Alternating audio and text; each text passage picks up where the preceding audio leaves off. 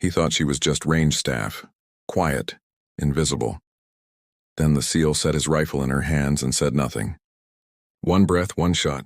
The camera watching the range went black. His watch was broken. Her wallet was empty. The dusty road was waiting. Natasha came in early because quiet felt like safety. She swept brass into a bucket. The metallic rattle hid the sound of her breath. The range sat low in a dry bowl of hills. Dust clung to boots and promises. The office coffee tasted like old pennies. She wore a broken watch. Spidered glass. Frozen hands. 14 minutes past 7. She never fixed it. She didn't want time to move that moment forward. If it moved, then maybe it would also circle back. She did not want that either. Her wallet was empty, not just of cash. Empty of names, old cards, old selves.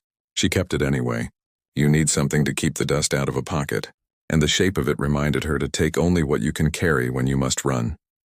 He came when the sun angled pale and mean. The man moved like water finds the lowest path, no wasted edges. He signed the waiver without looking at it. The name he wrote could have been real, could have been armor. He wore a faded ball cap. A tendon in his jaw ticked like a metronome. They gave him Lane 7. He carried a rifle case the way a farmer carries hope. Natasha watched from behind glass. She checked ear pro, eye pro, the red flags.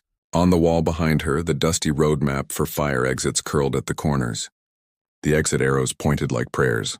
The man assembled his rifle piece by piece, bolt, stock, scope. The ritual was clean. He shot slow. The first group landed tight. The sound of his breath carried between shots, steady as a train that never arrives but never stops trying. Natasha restocked staples and tape. Lanes coughed brass. Weekend shooters missed paper and hid excuses. She shut down a joke before it turned mean. She kept herself small as chalk on the floor. At Lane 3, a jam barked and died. Natasha cleared it with one hand, the motion compact and automatic. The man at 7 lifted his head a fraction. She felt it like a draft across the back of her neck. When the lull came, he walked in. He didn't loom.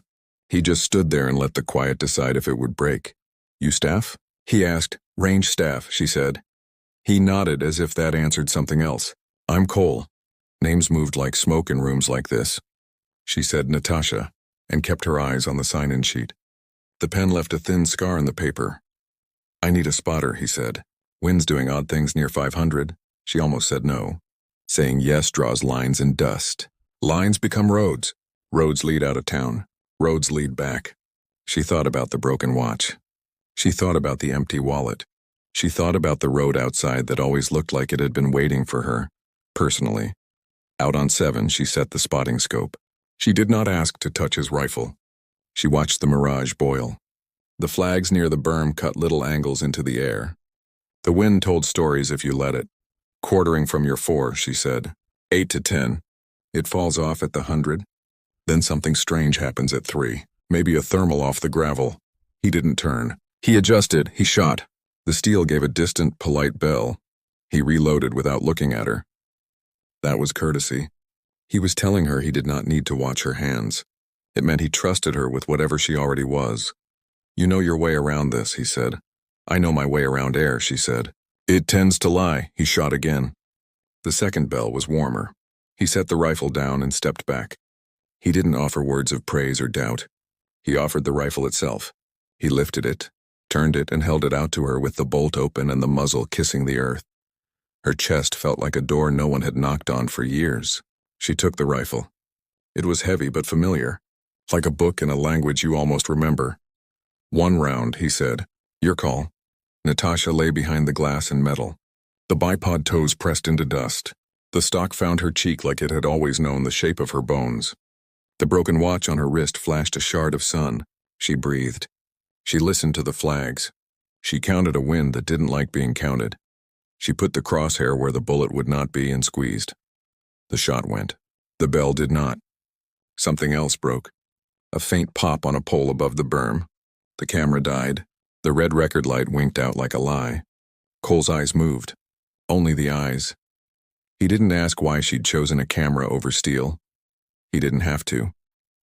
The office phone began to ring, and the first SUV rolled down the dusty road toward the gate. The gate camera was blind. That bought seconds. Maybe a minute if the wrong man had the right password. Time is just space for choices. Her watch said none. The broken face stared at her like a verdict.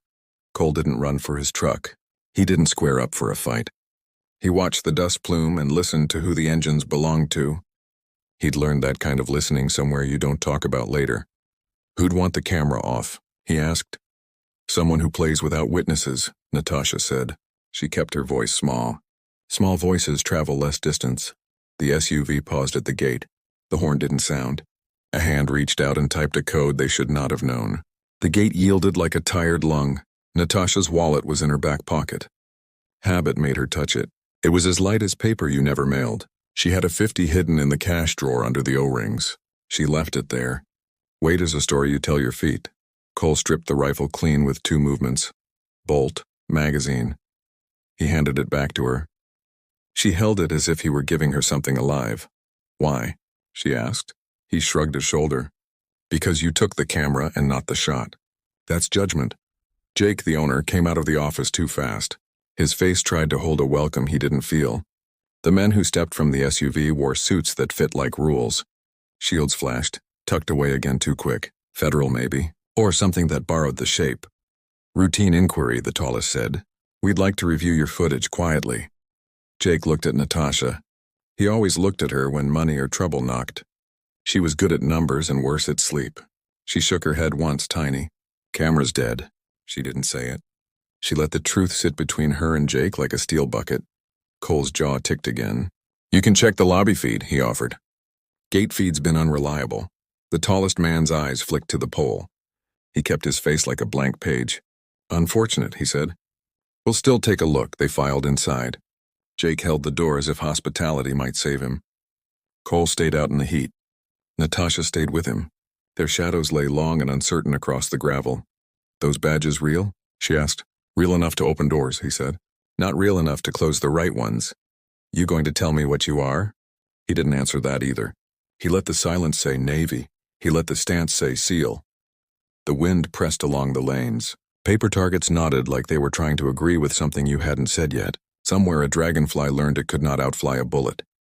The men came back out with tight mouths. We'll be in touch, the tall one said. It wasn't a promise. It was a fence post hammered into someone else's field. They left. The gate swallowed dust like it was paid to. Natasha exhaled and didn't know she'd been holding her breath.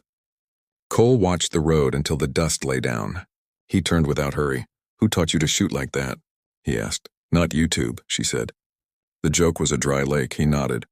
Right, she didn't know him her past. But debt and duty feel the same when you carry them long enough. Once, she said, I rode in a convoy where the front truck turned into light. Once I learned when because the man who taught me didn't have any left. Once I stopped believing cameras kept anyone safe. He listened with his hands, not his face. The broken watch burned cold against her skin. Jake stood in the doorway and looked older. You two want coffee? Later, Cole said. We'll clean up 7. They worked in a rhythm that belonged to other rooms. Pick up, wipe down police brass, check lines. Cole's hands never asked twice. He didn't try to stand between her and exits. He had the grace to leave her angles. When they finished, he set the case down and looked at the hills. They're going to be back, he said. I know, Natasha said. You have somewhere to go if this turns bad? She thought about her empty wallet. She pictured the motel with the one flickering sign. She pictured back roads and no names and a car that wanted oil more than gas. I can vanish. Vanishing is a job that never ends, he said. I'm good at work. He touched his cap. I'll be here early tomorrow. If the wind is honest, she almost laughed. It won't be. He walked to the lot. He left without looking back. Only people who trust their backs do that.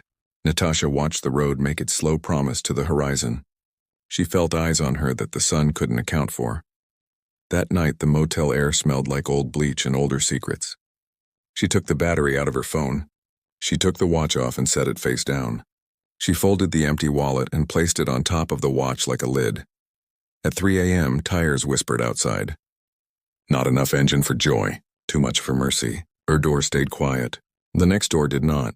A soft knock. Then another. A voice said Natasha, but it wasn't calling her. It was calling a memory. She slid the bolt and moved to the bathroom. She opened the ceiling tile where she kept a faded envelope and something colder than paper. The voice outside said, "Open," and the bolt on her door began to turn.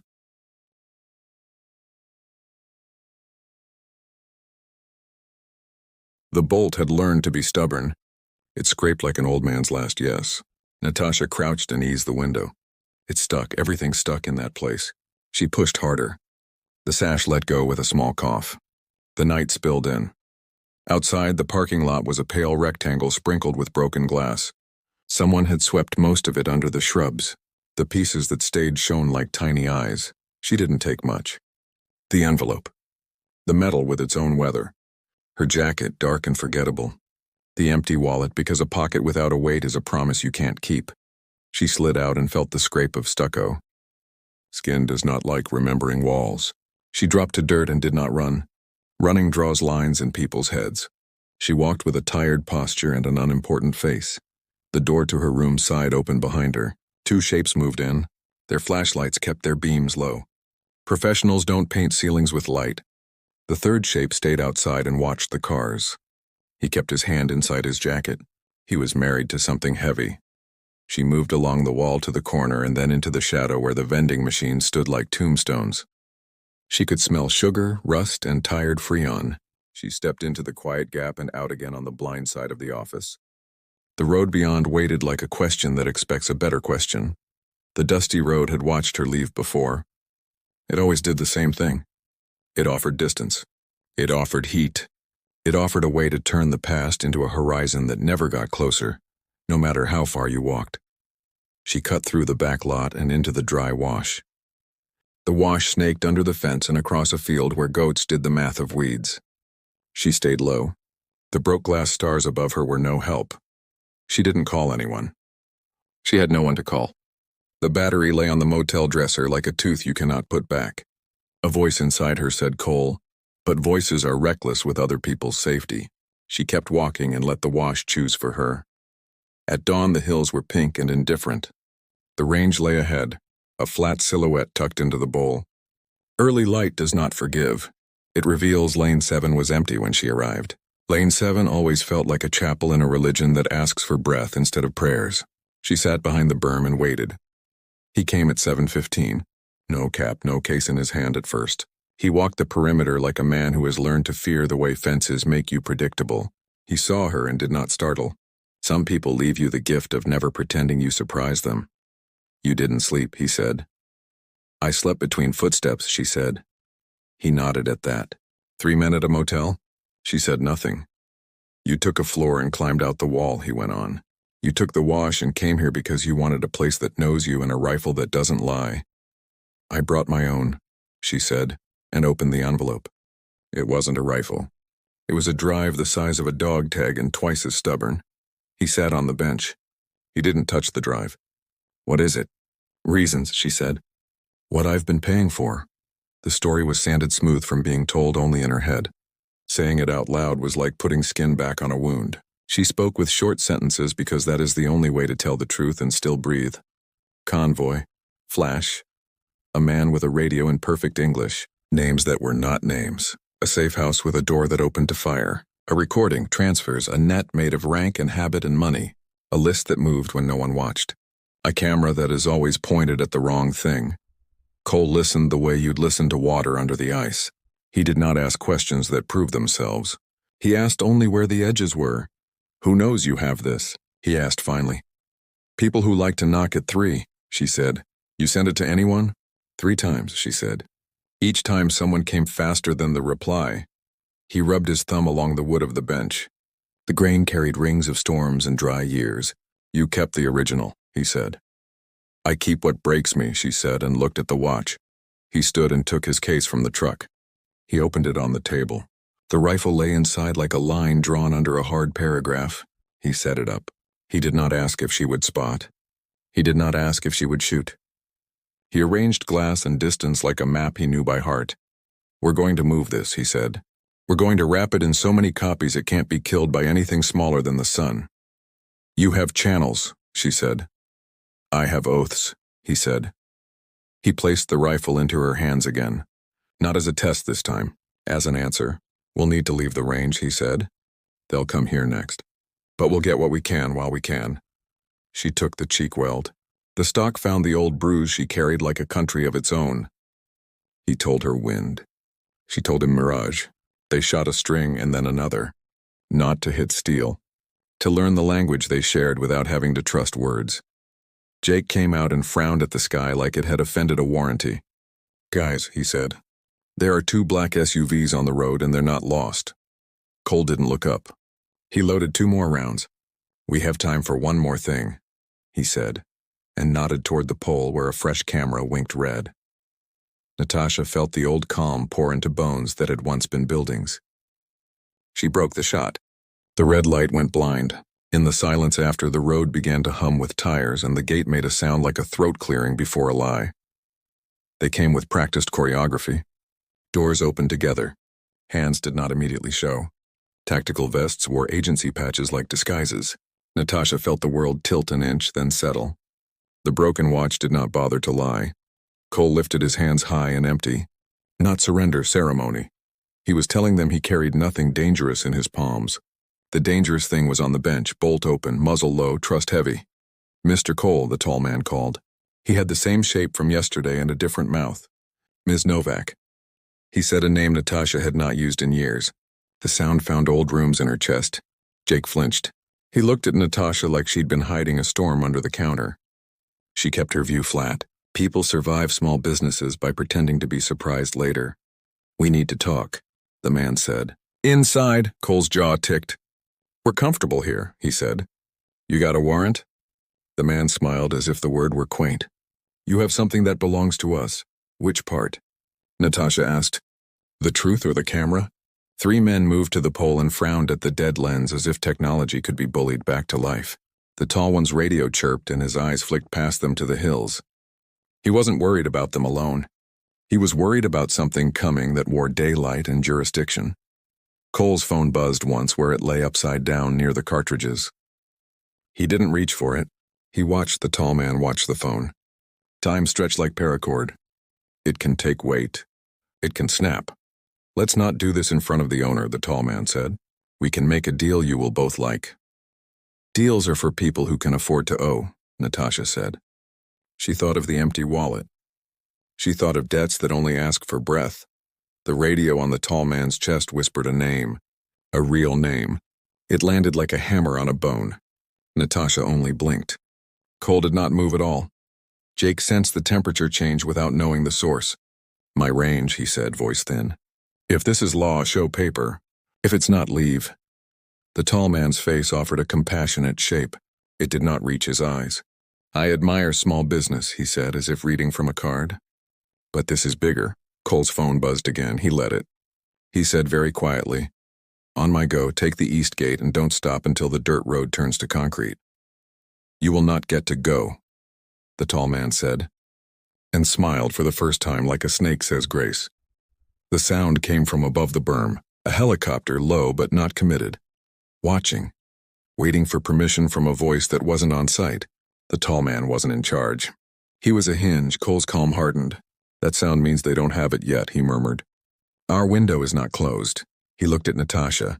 Only her. If I get pinned, you run. If I run, you drive.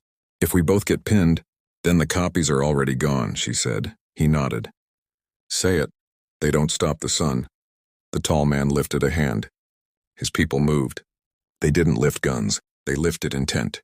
More dangerous. Cole took one step left. Break a sightline here, preserve one there. His hands stayed high. He was showing 2 things at once, open hands, closed doors. Sarah, Jake started, picking the wrong ghost and the wrong script. Natasha shook her head once. Later, she said.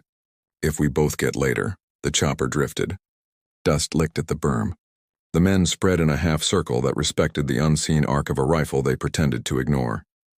The tall man looked at the bench, at the drive she had not shown, at the way Cole stood as if an oath had body. Last chance, he said, Cole said. For you. The phone on the bench buzzed a 3rd time, then a 4th, then steadied into a hum that meant a transfer was complete. The tall man's radio went from polite to upset. Voices crowded it, names tangling, places, arrests. He looked at Natasha like she had set fire to a map he needed. The spasm that ran through his jaw was small but honest. Cole said, Now. They moved.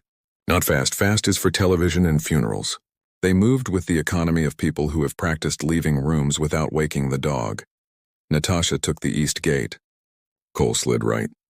Two suits stepped, but the chopper's voice barked something into their ears that turned their feet to the side. Confusion is a tool when you see it first.